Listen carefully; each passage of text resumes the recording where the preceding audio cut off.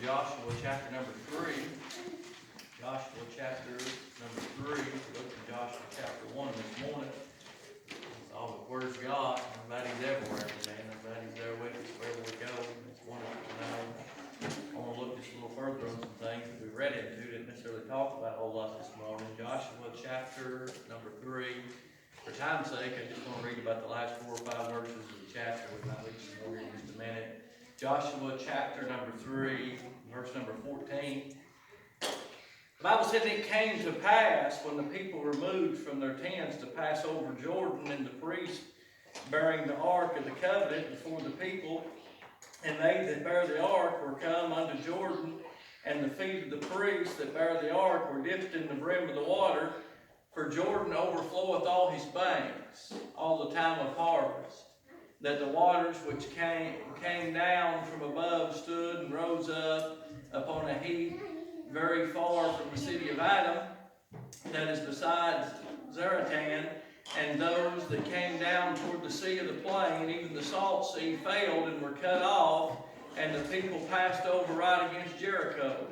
And the priests that bear the ark of the covenant of the Lord stood firm on dry ground in the midst of Jordan, and all the Israelites passed over on dry ground, and the people were passed clean over Jordan.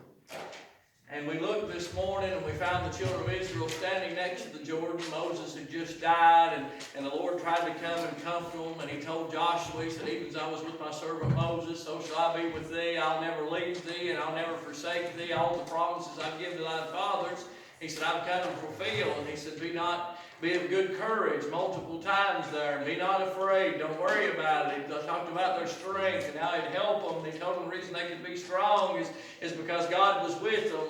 He said he'd be with them wheresoever thou goest, he'd be with them. And after Joshua heard those things, he gathered together the people, and when he got the people gathered together, he told them what the Lord had promised and what the Lord had done, and he got them all gathered together, and he said, go ahead and get the victuals ready, get the food out. He said, for in 3 days we're going to cross this Jordan. He got together a couple of men, and he sent them into Jericho to see what it was like in chapter number 2, and you can read and see there. They went in, and they began to look around the city, and Rahab the harlot found them and hid them on the roof of her house, and those men was looking for them. They was afraid because the children of God had came, and they knew they was coming to overthrow them and overtake their city. They knew that God was going to give them victory, and she hid them there, and she sent the men out and said, hey, you know, while the gate was yet open, they went along their journey. So for 3 days they went and they looked for those men, and those 2 men finally returned back to the city, and they told Joshua there, they said unto Joshua in verse 24 of chapter 2, truly the Lord hath delivered into our hands all the lands, for even the inhabitants of the country do faint because of us. They said, hey, they know what kind of God we serve. Well, it's time this world knows what kind of God that we serve, and know that the victory's his and vengeance is his and all those things are his, but because they're his, they're ours. Man, he's given us everything that he has, and all those things are wonderful. So Joshua and the children of Israel have thought about what the Lord said. They've looked at the promise that God's given them. They've seen all these things and how wonderful that it was. And they'd come to this Jordan, and they made up their mind and said, hey, we're going to have to cross this thing. And you say, preacher, just how bad was it? You could look in verse number 4, and he said that you may know in the latter part of verse 4, he said that you may know the way by which you must go, for you have not passed this way henceforth. And Brother Danny, they've never seen anything like this. They'd never been to this place. They'd never been to this point. And I don't know about you, a lot of times when I go places, I don't give good directions. I don't take good directions. We as Baptists will say, hey, go out there next to where the Shoney's is, and turn there next to the Shoney's, and go over toward the Wendy's or the Chick-fil-A and turn there, and we'll give directions by food. And I'm good at finding food, but for the most part, I don't give or take real good directions. So the easiest way to get somewhere a lot of times is to follow somebody that knows where they're going. And Joshua didn't know where he was going. Caleb didn't know where he was going. None of the group knew where they was going. The only option they had was to follow God at this point in time to get to where they were going. But the thing is, this Jordan was like nothing else they'd ever saw. They'd followed Moses, and Moses had led them so far. But when they came to this Jordan, Joshua went around and talked to all the people. Today God said this about it, God said that about it. But in reality, it was going to be their choice. Their choice whether they crossed the Jordan or not. He told them what it was going to take to cross the Jordan. He told them what was on the other side of the Jordan, how wonderful it was. And if you begin to think about this Jordan, if you begin to look at it, this Jordan is a storm, or it's a trial in their life, and it's holding them back from the blessings of God. That Canaan land was on the other side. And I've heard a lot of men talk about Canaan being heaven on earth, and I don't agree with that one bit. Heaven's in heaven, amen. It's a place God's prepared for you and I understand all that. But this place of Canaan land on earth is simply Spirit-filled living. It's a place where the promises of God abound in your life. It's a place where the blessings of God are. It's a place where the power of God's in you and on you and for you and through you. It's a place where you're Spirit-filled, if you will. It's a place where all these things are, where God is. It's that place where the sweet places of life, if you will, right there. They used to talk about getting underneath the spout where the glory of the honey poured out, and them old timers talked about those things. It's a place where the milk and the honey flowed. It was a fruitful place. It was a blessed place. It was a wonderful place to be in. But they couldn't get there because there was a Jordan in their way. They were so close to the blessings of God. They were so close. The Bible talks about a good, a perfect, and an acceptable will of God. And we're so close to that so many times in our life. We make up our mind we're going to get out of sin. We're going to get out of the way we're living. We're going to straighten up, and we're going to go the right way. We're going to serve God. We're going to see sinners saved. We're going to be a blessing to those around us, and this, that, and the other. And the harder we try, a lot of times, the harder it gets. So here they are. They made up their mind, we're going to go into Canaan land.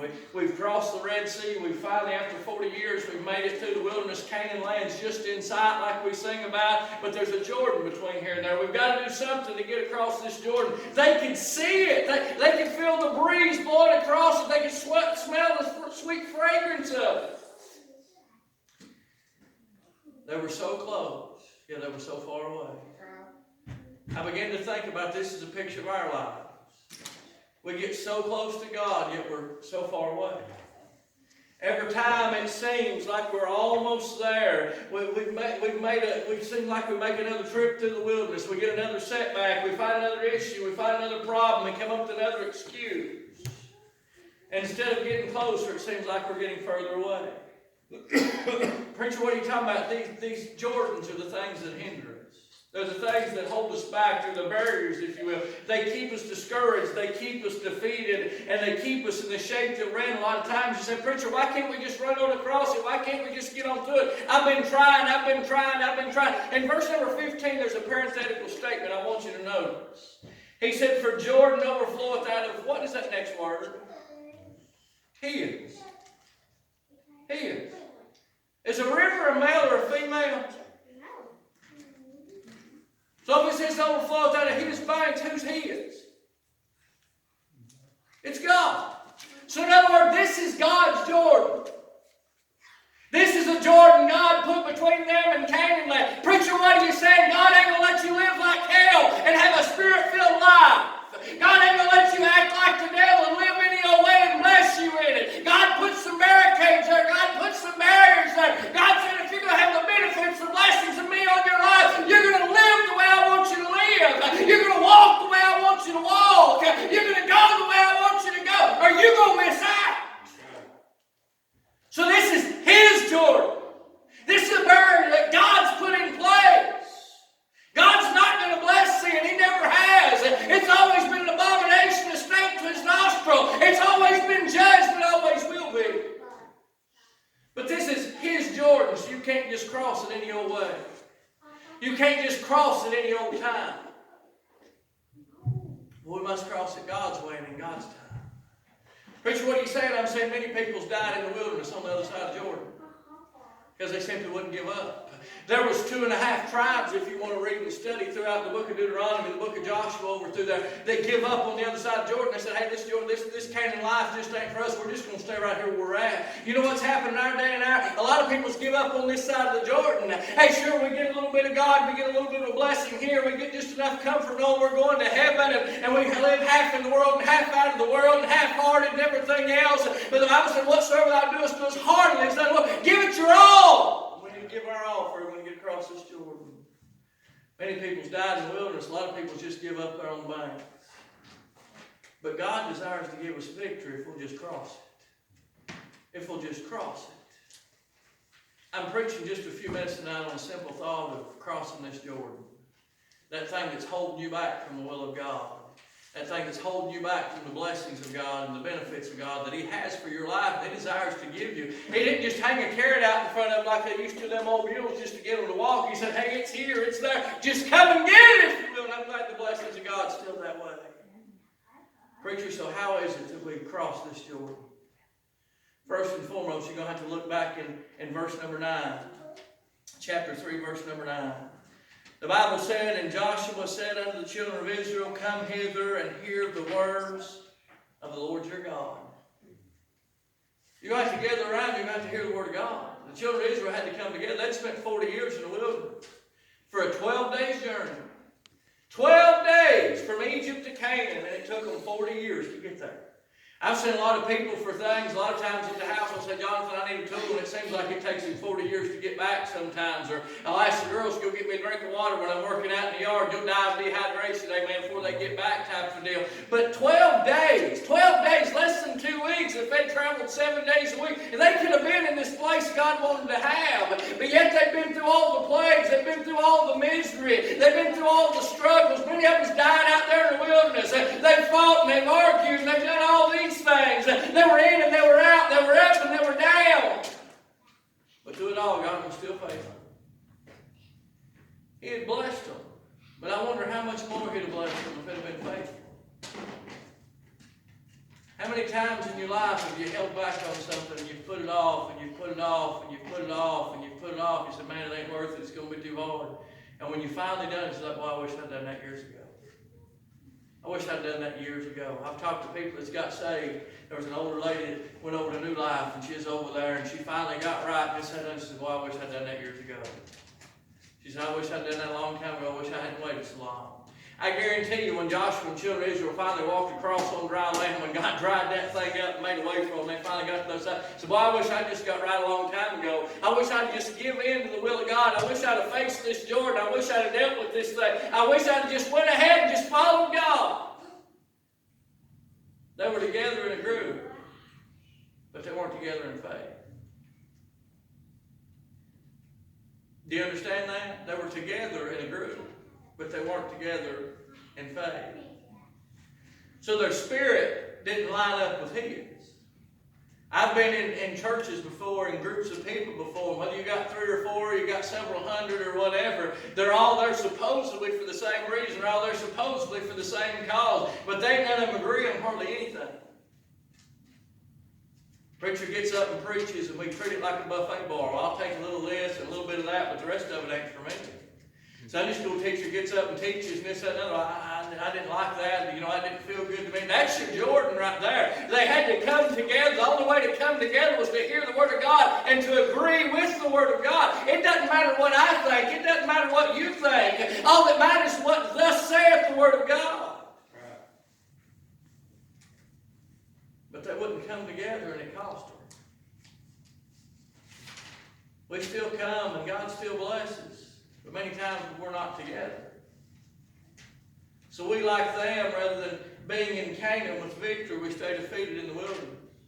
Preacher, what in the world are you talking about? Are you talking about something evil and wicked and vile? No, I'm just talking about not together. Preacher, what do you mean? Can I show you what I mean? The disciples walked with Jesus from the time that He called them till the time He ascended up into glory, right? But in the book of Acts, after they'd run, after they'd give in, after they'd give up, after they'd faced their Jordans, they finally come together in that upper room. And finally, when they were in one mind and in one accord, they came together in the Word of God. Then and only then the Spirit come in as a rushing mighty wind, and they were filled to have their Canaan land experience. When they came together in the Word of God. When they agreed, amen. Agreeing to get disagree is not going to work. We're going to have to agree, amen, what's true and what's right. But when they came together, they began to cross the Jordan. But coming together was good and well, but coming together wasn't enough. They were going to have to follow the Lord. Like we've already said, this was His Jordan. Once they came together, they had to hear the word of the Lord. That word listen, as He made that statement there in verse number 9, He said, come hitherto and hear the words of the Lord your God. The Lord is A Lord of your life is somebody you can't tell no. A Lord of your life is somebody that gives you direction. Somebody tells you to do something, bless God, you do it. But the thing was, they had to hear the word of the Lord. That word hear means to listen to and to follow direction. So in other words, they had to hear exactly what was said. They couldn't come across just any old way. They couldn't come across in any old order. They couldn't come across in any old time. They had the Ark of the Covenant, which was God, that they were going to have to follow after. And we've read and saw throughout the Bible how that they tried to move that thing the wrong way. That they had those oxen trying to pull that thing, and they had it on that cart, and it began to slide off, and that young man reached up in good conscience to keep it from falling. When he reached up and touched it, he ended up dying where he was. You can't handle God and the things of God in your way. It's got to be done decently and in order, that you quench not the Spirit. The reason they were in the shape they were in is because they wouldn't follow after God.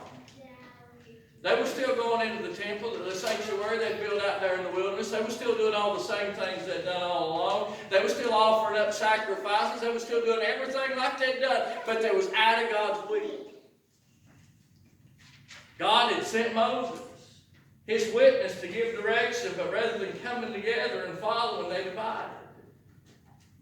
Preacher, what are you saying? I'm saying it like this, as nice as I know how. God's dealt with us as individuals time and time and time again about things in our life. We've made promises to God. We've tried to make deals with God. God's dealt with us and dealt with us and dealt with us, and we've not been willing to deal with God. So we're in the wilderness. We're not across the Jordan. Preacher, what are you saying? That they tried to make it on their own. They tried to make it the way they thought was right. Every man, the Bible said in the book of Judges, every man did that was right in his own eyes. There wasn't any king in that day. They said, the day now we're living in, people, there ain't no king. There ain't anything above them. There ain't any right. There ain't any wrong. There ain't anything ruling. They do whatever they want, whenever they want, and they justify it. I expect that from a lost and dying, ungodly world. But we as believers do the exact same thing. They tried to make it on their own. We can't cross it on our own. We can't cross it the way we're going. Why? As the Word said, this is His Jordan. The Bible declares unto you, He said, lean not to thine own understandings, but always acknowledge Him, and He'll direct thy path. He was going to have to direct them. When Joshua came together, when he was telling them how to cross this Jordan, he said, hear you what the Lord your God has to say. He said, you need to hear what God says about getting across this Jordan. He said, many of us has already died in the wilderness. We're going to continue to die here on the banks of Jordan. If you're going in, you're going to go in this way. As we've already said in verse number 4, they'd never been this way before. They didn't have a clue how to get there. They could see the benefits. They could see the blessings. They could see all those things just on the other side. So they was going to have to come together. They were going to have to follow the Lord. Lastly, they're going to have to get up and go. We read this morning in verse number 1. He told them to arise, to get up. Notice verse number 3 right quick, chapter 3. And they commanded the people, saying, when you see the ark of the covenant of your Lord your God, and the priests, the Levites bearing it, then you shall remove from your place and go after it. He said, you don't have to, when you see the presence of God, when you see the Spirit of God, when you see God moving, you better get where He's at, amen, is what He's telling them. How many times we let the Spirit pass by and God's dealt with us and drawn us? And we sit back, God's led us to witness to somebody, or God's led us to do something. And we've waited, and we missed an opportunity. That could be for one of our loved ones to get right. That could be just the opportunity to plant a seed. It could be whatever it was God wanted. But the importance was that was His will. They said, hey, when you see it pass by, you need to get up and go. The reason they were stuck in the wilderness is because they were comfortable there. He said, you have to remove from your place. Something is removed. Something you got to remove is fixed there. It's stuck there, amen. The reason we're at where we're at a lot of times is because we're comfortable where we are. We don't want to get out of our comfort zone. We're content with where we are, just sitting back the way that we are. Notice verse number 14. How comfortable were they? How content were they? And it came to pass when the people removed from their tents. That was camped out in the wilderness. They was camped out in the wilderness. They didn't have any plan going any further. They'd found them a place. They'd pitched their tents, and we're going to live right here, right on the edge. We're going to straddle the fence. We're going to straddle the line. We're going to live right between good and evil. If we want to run into Jordan, we can. If we want to run back to Canaan, we can. We can just live any old way. We're going to live right here at the edge. People in our days made up their mind they're not going to make a decision Joshua finally, later on in the book here, says, choose you this day whom you're going to serve. He said, which side of the Jordan are you going to live on? That's a choice that you make, not once in your life, only in salvation. That's a choice. He said, choose you this day. That's a choice that you made today. That's a choice if tomorrow comes, you'll make tomorrow. If the next day comes, you'll make the next day. Each and every day when we get up, we choose who and what we're going to serve. But as I began to think about that, as I began to see that, I got to thinking, after 40 years in the wilderness, Miss, you imagine how many mosquito bites they had? How many spiders was out there? We've done read about all the snakes and the snakes that was out there. They had to build that seraphims it was and put it up in the air and look upon it, which was a picture type of Christ. He said, even as the serpent was lifted up in the wilderness, even so also must the Son of Man be lifted up. They'd already been delivered from all the snakes and all the things and all the creeping. It's like, wouldn't you be tired of that after 40 years? We hadn't camped, I guess, since any of the kids has been born. We used to go all the time. Man, there's a lot of times we went, it was hot. Man, you get in that tent at night, you get out there during the day, and you get sunburned, and you get there in that tent at night, and you're either laying on the plastic ground, or you're laying on a sleeping bag, you're laying that last time we went, I think we had one of them rubber mattresses or whatever, but it was on the side of a hill that we ended up pitching our tent, and man, you're sweaty and sticky, and your skin coming off on that. It wasn't very comfortable in the wilderness. After about a night or two of it, I was ready to get back in my bed. They've been here for 40 years. You ever heard the expression, I'm sick and tired of being sick and tired? I'd imagine it'd be tired of being in the wilderness, wouldn't you? Wouldn't you desire more than the wilderness? But then I began to think about that. Many have been in church for 40 years or longer. They've never been to Canaan Lake. They've never been Spirit-filled. They've never had the true blessings of God on their life. They've never knew those sweet things. They've never knew what that is. Sure, God's blessed and God's been good. We've been right there toward that Canaan land experience. But how much have we missed out on by choosing to stay in the wilderness? How much have we missed out on saying, I'm going as far as I'm going. This is all I'm going to do. I've done all I'm going to do, and I ain't doing anything more. Camped out right there next to it. Think about old Moses, how bad that must have been when he went up on Nebo and he saw Canaan. I said, this right here is what I promised you. This right here is what I give you. But you chose to die in the wilderness by your actions and by your deeds.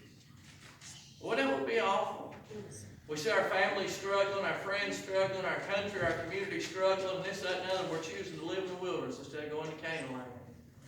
If we're Spirit-filled like God wants us to be, if we was in the place that God wants us to be, I'm sure He'd bless us even more, and we could be a help and an outreach to those around us even more. No doubt they'd talked about it, and they'd even thought about it that whole 40 years. Well, I wonder what Canaan Land's like. I wonder how good it is. And when they realized something's going to be required of them to get into Canaan Land, they wasn't interested anymore. Everybody you talk to about salvation, about getting born again, this, that, and other, what's the first thing? Well, I'd have to quit this. I'd have to give up that. Now you talk to the believer about Canaan Land, about a Spirit-filled life, and about all these things. And, well, you know, that sounds good, but, you know, I'd have to, maybe it's just not for me.